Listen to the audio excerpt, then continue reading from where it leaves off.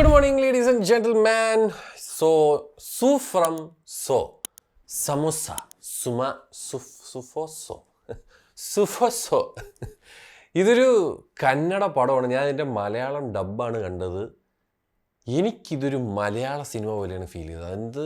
എന്തുകൊണ്ടെന്ന് വെച്ച് കഴിഞ്ഞാൽ ഇതിൻ്റെ അഭിനയിച്ചിരിക്കുന്നവർ, അവരുടെ ക്യാരക്ടേഴ്സ്, അവിടുത്തെ ആ സ്ഥലം, അതായത് അവരുടെ locations, Malayalam dub. I think this is one of the bestest work, dubbing work I have ever seen in a Malayalam, ഒരു കന്നഡ to മലയാളം പതിപ്പ്, തർജിമ, you know. And what a movie.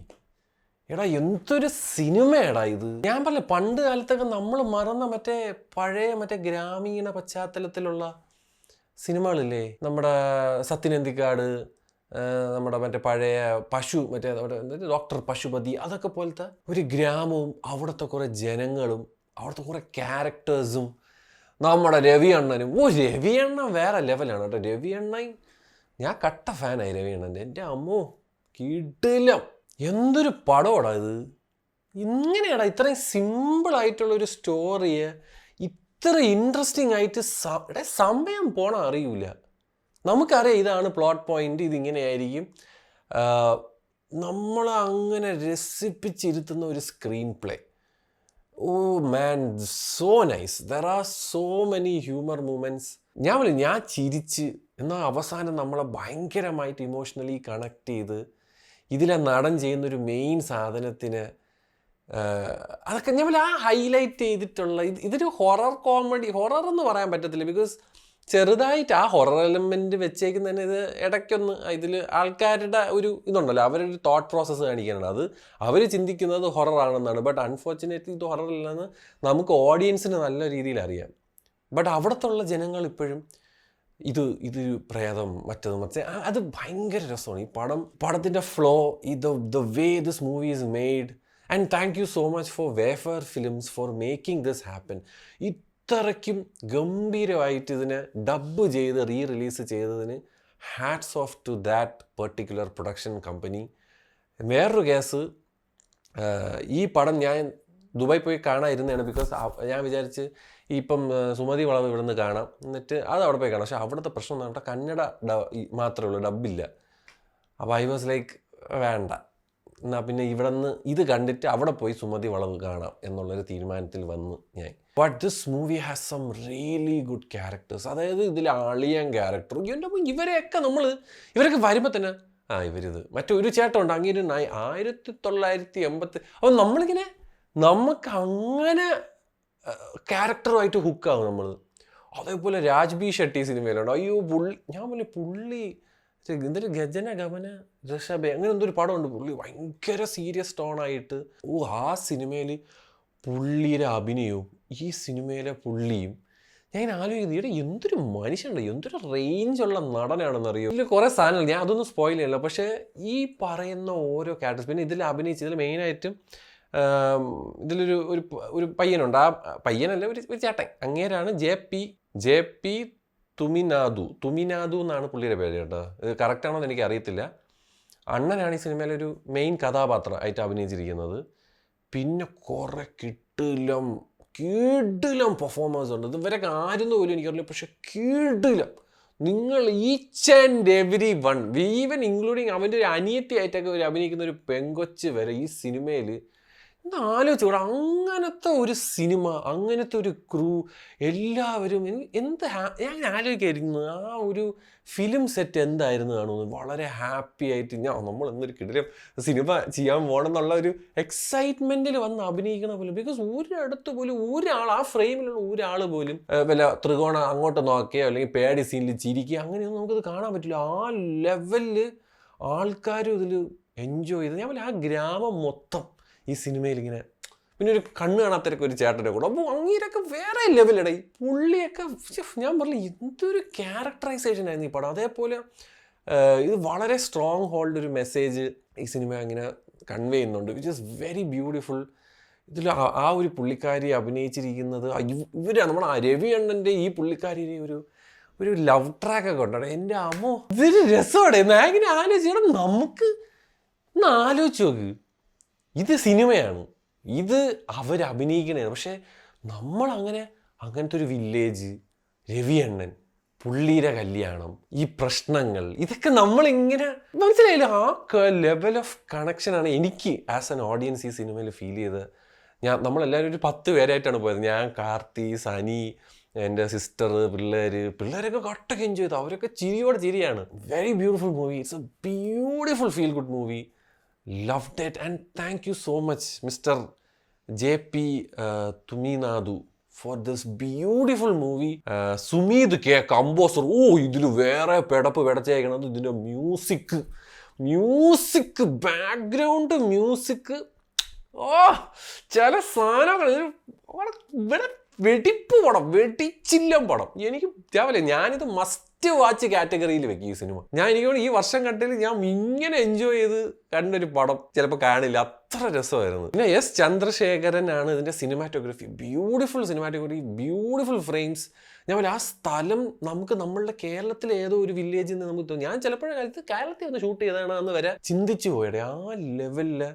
പിന്നെ അത് നല്ല രീതിയിൽ എടുത്തിട്ടുണ്ട്. പിന്നെ നിതിൻ ഷെട്ടി എന്ന് പറഞ്ഞ മനുഷ്യനാണ് ഇതിൻ്റെ എഡിറ്റ്, സൗണ്ട് ഡിപ്പാർട്ട്മെൻറ്റ്, ഞാൻ പോലെ എല്ലാവരും ഈ കാണുന്ന സാധനം എൻജോയ് ചെയ്ത് അവർ സിനിമ എടുക്കുമ്പോൾ കിട്ടുന്ന ഒരു outcome, that's A different thing. ഇതിൻ്റെ ഡയറക്ടറിന് എനിക്ക് തോന്നുന്നു പുള്ളി വിചാരിച്ചവരൊക്കെ കിട്ടി, പുള്ളി വിചാരിച്ചതുപോലെ ഇത് ചെയ്യാൻ പറ്റി. അത്രയ്ക്ക് എനിക്ക് തോന്നുന്നു രാജ്ബി ഷെട്ടി ആയിരിക്കും അതിനുള്ള ബാക്ക് ബോൺ. പുള്ളിയാണല്ലോ പ്രൊഡ്യൂസർ, പുള്ളി ബാക്ക് ചെയ്യും. എന്താണ് യുവർ വിഷൻ, അത് ചെയ്യും, അതിലൊരു കോംപ്രമൈസ് വേണ്ട. Loved this movie. നമുക്കിതൊരു പുതുമയല്ല, നമ്മൾ ഇതുപോലത്തെ പടങ്ങൾ പണ്ടേ കണ്ടിട്ടുണ്ട്. This is what we enjoyed back then. മനസ്സിലായില്ലേ?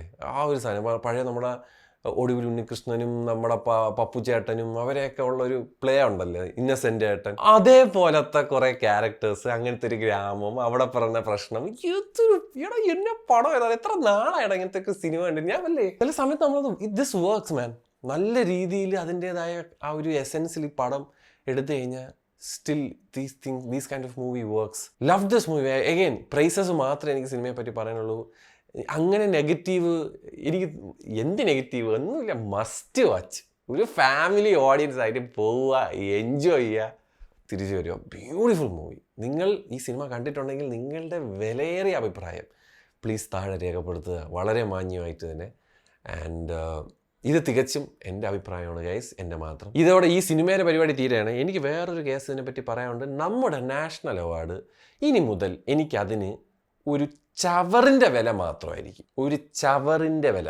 ഇനി ആർക്കിനി കൊടുത്താലും, ഇനി ഏവന് സിനിമ എടുത്തതിന് കൊടുത്താലും എനിക്ക് വെറും വളരെ വിഷമമുണ്ട് ഞാൻ പറയും. ബിക്കോസ് പണ്ടൊക്കെ ഒരു നാഷണൽ അവാർഡ് എന്നൊക്കെ പറഞ്ഞാൽ നമ്മൾ വരെ കുത്തിയിരുന്ന് കേൾക്കുമായിരുന്നു. നമ്മളുടെ നാട്ടിൽ നിന്ന് ആരെങ്കിലും ഉണ്ടോ, നമുക്കിഷ്ടപ്പെട്ടവരാരെങ്കിലും ഉണ്ടോ എന്ന് നമ്മൾ കൊതിയോർത്ത് കേൾക്കാറുണ്ട്. കഴിഞ്ഞ വർഷം തൊട്ട് അത് ശോകമായി. പക്ഷേ എന്നാൽ പോലും ഞാൻ അല്ലു അർജുന് കൊടുത്തോ കുഴപ്പമില്ല. ഈ വർഷം ഷാറൂഖ് ഖാന് കിട്ടി. എനിക്ക് അതിൽ ഒരു വിഷമവും ഇല്ല. ശരിയാണ്, ജവാന് കൊടുത്തതിൽ വിഷമമുണ്ട്. ബിക്കോസ് പുള്ളി അഭിനയിച്ച സ്വദേശ് ഉണ്ട്, ചക് ദേ ഇന്ത്യ, ദേവദാസ്, പിന്നെ ഒരുപാട് അശോക, എന്തുമാത്രം സിനിമകളുണ്ട്. അതിലൊന്നും കൊടുക്കാതെ ജവാന് കൊടുത്തു ആയിക്കോട്ടെ. പക്ഷേ പുള്ളി അത്രയും അഭിനയിച്ചിട്ടുണ്ട്. അതായത് പുള്ളി ഒരു അഭിനേതാവാണെന്ന് പ്രൂവ് ചെയ്തിട്ടുള്ള മനുഷ്യനായതുകൊണ്ട് പുള്ളിക്ക് കൊടുത്തതിൽ എനിക്ക് വലിയ വിഷമമൊന്നുമില്ല. എൻ്റെ പ്രശ്നം ഒരൊറ്റ സാധനത്തിൽ, 2 എണ്ണത്തിൽ, കേരള സ്റ്റോറിക്ക് എന്തിന് കൊടുക്കണം ബെസ്റ്റ് ഡയറക്ഷൻ അവാർഡും ബെസ്റ്റ് സിനിമാറ്റോഗ്രഫി അവാർഡും? നിങ്ങൾ ജവാന് തന്നെ കൊടുക്കാമായിരുന്നല്ലോടെ. എന്തുമാത്രം സിനിമകൾ ഇറങ്ങിയടാ. എന്നിട്ടൊരു പ്രൊപ്പഗാൻഡ ചവറ് പടത്തിന്, ചവർന്ന് തന്നെ ഞാൻ പറയുന്നതിന്. ഇതിൻ്റെ ഡയറക്ഷൻ നല്ലതാ. എന്താണെന്നോടാ നീയൊക്കെ എനിക്ക് ഞാൻ എൻ്റെ ഇൻസ്റ്റാഗ്രാം സ്റ്റോറി പറഞ്ഞ കാര്യം എനിക്ക് ഇവിടെയും പറയാം. ഞാൻ വാ തുറന്ന തള്ളക്കി വിളിക്കുക എല്ലാണത്തിൻ്റെയും. എനിക്ക് ആ ലെവൽ ഓഫ് ചൊറിയാണ് വന്നിരിക്കുന്നത്. ഇനി ഏവനെങ്കിലും വന്ന് എന്നെ കുറ്റം പറ, ഞാൻ മറ്റേ വാരിസു കോപ്പെന്ന് പറയണ നീയൊക്കെ പോയി നാഷണൽ മറ്റേ നാഷണൽ അവാർഡ് ജൂറിയെ പോയി ചീത്ത വിളിയടാ ഫസ്റ്റ്. ഈ അവന്മാര് ചെയ്ത പോലെ ഞാൻ വന്നുവിട്ടിരുന്ന എൻ്റെ അത്ര ഇതൊന്നുമില്ല. നാഷണൽ അവാർഡ് ജൂറി അവൻ കൊടുത്ത പടം കേരള സ്റ്റോറിക്ക് ബെസ്റ്റ് ഡയറക്ഷൻ. ഏത് വകയിലടാ അത് ബെസ്റ്റ് ഡയറക്ഷൻ? ഏത് വകയിൽ? നീയൊക്കെ നീയൊക്കെ എവിടെ വെച്ചാടാ കണ്ടത് ഈ പടം? ഞാൻ പറയില്ല, ഇവിടെ വന്ന് ഈ കൊണക്കണവന്മാർ നേരെ അവിടെ അങ്ങോട്ട് പോ. നീയൊക്കെ ആ ജൂറിയെ പോയി ആദ്യം തള്ളക്കി വിളി. നാഷണൽ അവാർഡ് ഇരിക്കണ ജൂറികളാണ് വന്നിരുന്ന് ഇങ്ങനത്തെ കൂറ ഇതിന് പടം കൊടുക്കണത്. വേറെ പടവും ഇല്ലേടേ. 2003 കൊണ്ട് സബ്മിറ്റ് ചെയ്ത വേറെ സിനിമ ഇല്ലേ? അവർക്ക് ആടുജീവിതം പോരെന്ന്. ആടുജീവിതത്തിൽ അഭിനയമൊക്കെ ഭയങ്കരമായിട്ട് ആർട്ടിഫിഷ്യലായിട്ട് തോന്നിയെന്ന്. എവിടെ ഞാൻ ഒരു ആർട്ടിക്കിൾ കണ്ടാണ്. ഇതൊക്കെ എന്തിനടാ ഇതൊക്കെ ആടുജീവിതം അങ്ങനെ കൊടുത്തത്. ആടുജീവിതത്തിന് സിനിമാറ്റോഗ്രഫിയും ഡയറക്ഷനും കൊടുക്കായിരുന്നു. എന്തൊരു വെടുവായിത്തരമാണ് ഈ കാര്യം. ഞാൻ പറയില്ല, എനിക്കിനി ഈ പരിപാടി വേണം. I don't give a flying for national award ഇനി ഉള്ള കാര്യം പറയണം. ഏവനോ കൊടറാ നീ.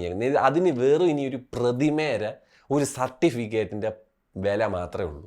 നീയൊക്കെ അത് ഏവനെങ്കിലും കൊടു. നീയൊക്കെ ഈ പടത്തിന് നീ കൊടുത്ത്. ഞാൻ പറയും എനിക്ക് വേറെ, അതും അവൻ്റെ ഡയറക്ഷൻ എന്നൊക്കെ പറഞ്ഞാൽ വെറും കുറയായിരുന്നു. ഞാൻ പറയും ഞാൻ അന്ന് അതിൻ്റെ ഇതിട്ടപ്പോഴും ഞാൻ പറഞ്ഞതാണ്, ഇങ്ങനെയാണ് ആ സിനിമ എന്തൊന്നടാ. എന്നിട്ട് കാശ്മീർ ഫയൽസ് എന്ന് പറഞ്ഞൊരു സിനിമയുണ്ട്. അതിന് ഡയറക്ഷൻ കൊടുത്താൽ എനിക്കൊരു വിഷമമില്ല. ബിക്കോസ് അത് ഗംഭീരമായിട്ടാണ് സിനിമ ഡയറക്റ്റ് ചെയ്തത്. അതും പ്രൊപ്പഗാൻഡ പടം ആയിരുന്നെങ്കിൽ പോലും ഞാൻ പറയില്ല, അതിപ്പോൾ കാശ്മീരിൽ നടക്കണേ. അതുകൊണ്ടല്ല. Kerala Files was a very dumb movie. അതിൽ അഭിനയം അതിൽ കാണിച്ചിരിക്കുന്നതൊക്കെ ഏത് കോളേജ്, എവിടത്തെ കോളേജ്, അവന്മാർ കൊടുത്തേക്കണ പടം. എൻ്റെ നാഷണൽ ചൂട് ചായ എടുത്തിട്ട് പാൻറ്റിൽ ഞാൻ പറഞ്ഞ ആശിത്തോ എന്തിനു മറ്റേ വല്ലേ ആ ലഗാനൊക്കെ എടുത്ത്. എടാ നിനക്കൊരു വില ഞാൻ തന്നിട്ടുണ്ടായിരുന്നു, ഒരു 5 രൂപ വില. ആ സിനിമയെ പറ്റി പറയുമ്പോൾ ഇപ്പോഴും എനിക്ക് സ്വദേശും ലഗാനും ജോധ അക്ബറും ഇതൊക്കെ എനിക്ക് ഇന്നും ഇഷ്ടമുള്ള പടങ്ങൾ. പക്ഷെ നിന്റെ ഈ ഒരു പ്രവൃത്തി കാണാം അണ്ണാ, നിന്നെ ഞാൻ വെറുത്ത് കേട്ടോ. നീയൊക്കെ ജൂറി എന്നൊക്കെ പറഞ്ഞു. ജൂറി അല്ല, ജഗതി ചേട്ടൻ പറഞ്ഞ പോലെ പറഞ്ഞാൽ വല്ലതും കൂടിപ്പോകും. അതുകൊണ്ട് ഞാൻ അവിടെ നിർത്തുകയാണ്. പക്ഷേ ഇനി മുതൽ ഞാൻ നാഷണൽ അവാർഡ് ഇനി യാവനും കൊണ്ട് കുററാ. നീയൊക്കെ 5 രൂപ വിലയില്ലാത്തൊരു സാധനമാക്കി തന്നില്ല. നീയൊക്കെ പോ കേട്ടാ.